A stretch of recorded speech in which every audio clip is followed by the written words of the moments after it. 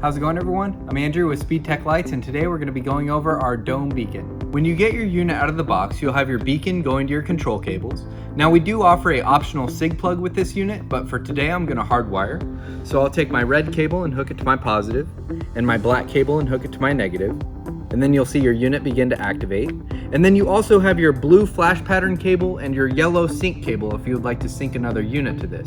And then to simply change your flash pattern, you'll tap your blue to your negative connection. And then this unit has memory recall, so when you take off power and hook back up to power, you'll see your unit will remember the last pattern it was on.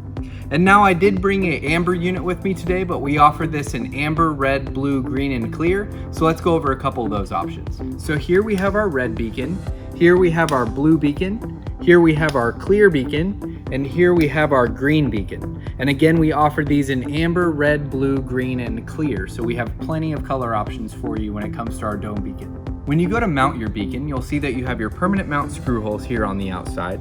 Now I did bring a magnetic version with me, so I have my magnetic plate here on the bottom, or you can remove your magnetic plate and you'll see that you have your pole mount as well.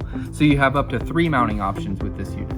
So that covers all of the features of our dome beacon. Make sure to check out our flash pattern video to see all of the flash patterns that are included with this unit. If you have any questions, give us a call or shoot us an email. We'll talk to you soon. Thanks.